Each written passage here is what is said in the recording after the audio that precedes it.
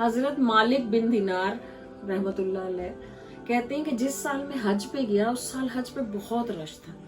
मैंने अल्लाह से पूछा, अल्लाह किस किस का हज कबूल हुआ? अल्लाह ने जवाब दिया कि लाखों का हज कबूल हुआ, मगर एक शख्स मोहम्मद बिन हारून बल्खी का हज कबूल नहीं हुआ। मैं सुबह सवेरे उठते ही इस बात के तजस्सुस में कि इसका हज क्यों कबूल नहीं हुआ, ये कौन है, तो खैमों की तरफ चल पड़ा और वहां पूछा कि बल्ख के खैमे किस तरफ लगे हुए हैं। तो वहां पे मैंने जाके पूछा कि मोहम्मद बिन हारून कौन है। उनका बड़ा नेक बंदा है और बड़ा मालो दौलत अल्लाह की राह में दे चुका है, बड़ा इबादत गुजार है, पहाड़ों के पीछे इबादत कर रहा है खैमे में। मैं वहां गया तो वो नफिल पढ़ रहा था, मैं बैठा इंतजार करता रहा। जब वो फारिग हुआ, सलाम दुआ हुई, वो कहने लगा कि मालिक हो। तो मैं बड़ा हैरान हुआ कि तू मेरा नाम भी जानता है। फिर कहने लगा कैसे आए हो? मैंने कहा ऐसे आया हूँ। कहने लगा नहीं, काम बताओ, तुम्हें ख्वाब में ये पता चला कि मेरा हज कबूल नहीं हुआ। मैं इस बात पे और हैरान हुआ कि इसे तो ये बात भी पता है कि मुझे ख्वाब आई है। मैंने उससे पूछा कि आखिर क्या माजरा है जो तुम्हारा हज कबूल नहीं हुआ? मैंने कहा 24 साल से मैं यहाँ हज कर रहा हूँ, सफा मरवा की सही करता हूँ, काबा का तवाफ करता हूँ, हजर अस्वद को चूमता हूँ। जब तवाफ विदा करता हूँ तो इत्तला मिलती है कि मेरा हज कबूल नहीं हुआ। तो तुमसे ऐसा क्या गुनाह हुआ जो 24 साल से अल्लाह तुम्हारा हज कबूल नहीं कर रहा?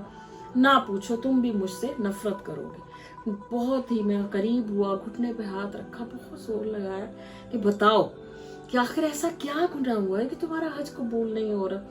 कहने लगा अल्लाह ने मुझे बड़ा माल दौलत दिया, माल मवेशी जमीनें पैसा हर नेमत दी। मैं माल को नाजायज कामों में खर्च करने लगा और मैं बहक गया। एक दिन मैं नशे की हालत में रमजान में असर के टाइम आया तो अम्मा तंदूर पे रोटी लगा रही थी। अम्मा बड़ी इबादत गुजार ज़ईफ थी, तो मैंने गुस्से ही कहा कि अम्मा रोटी दे। अम्मा ने कहा रोजा है, रोजा नहीं रखता तो रोजेदारों का ही ख्याल कर। मैंने गुस्से में अम्मा को थप्पड़ मारा, अम्मा तंदूर में जा गिरी। शोर हंगामा हुआ और मुझे इन्होंने पकड़ के कमरे में बंद कर दिया।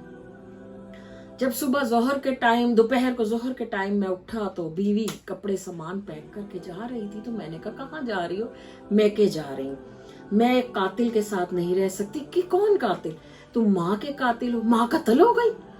मैं नशे की हालत में, मुझे याद ही कुछ नहीं। तो उसने कहा हाँ, 9 महीने पेट में रखने वाली, दूध पिलाने वाली को तुमने कत्ल कर दिया है। अब मैं जो हूं, मैं माँ के कातिल के साथ मैं नहीं रहूंगी। उसके बाद कह रहे, मैंने जब ये सुना तो मुझे बताया क्यों नहीं? कहाँ है माँ? उसने वो तो दफन कर दिया। क्यों नहीं बताया? उसने वसीयत की थी कि मेरा चेहरा मत दिखाना। कह रहा मैं उठा, मैंने उसी वक्त कुल्हाड़े से अपना हाथ काटा, सारा माल दौलत अल्लाह की राह में दे दिया और रोजे रखता हूँ, इबादत करता हूँ, नफिल पढ़ता हूँ, हर साल हज करता हूँ, मगर माफी नहीं मिलती। हजरत मालिक कहते हैं कि मैंने भी उसे थप्पड़ लगाया और मैंने कहा कि तू इसी काबिल है कि तुझे माफी ना दी जाए, तूने एक माँ के साथ ये किया। मैं घर आ गया।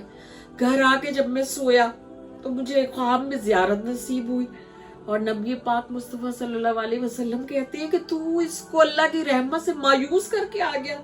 तू कौन है मायूस करने वाला? उन्होंने कहा वो माँ का कातिल था, माँ का नाफरमान था।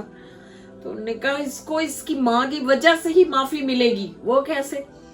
जब रोजे महशर अल्लाह से सवाल करेगी माँ, पूछ मुझे किस जुर्म में इसने जला के मारा। तो जब इसे पकड़ लिया जाएगा, जंजीरें बांध के जहन्नुम की तरफ ले जाएंगे फरिश्ते, उस वक्त ये पलट के माँ की तरफ देखेगा, फिर थोड़ा आगे बढ़ेगा, फिर माँ की तरफ देखेगा और कहेगा कि बचपन में मुझे जब चोट लगती थी तो माँ मैं तुझे पुकारता था। तो माँ कहेगी ए अल्लाह, ए अल्लाह, ए अल्लाह। अल्लाह कहेगा बोल, अल्लाह मैंने माफ किया, तू भी माफ कर। तो इस तरह इसे माफी मिल जाएगी। तो इससे माँ की अहमियत का पता चलता है कि माँ की दुआ और बद्दुआ कितनी अहमियत रखती है।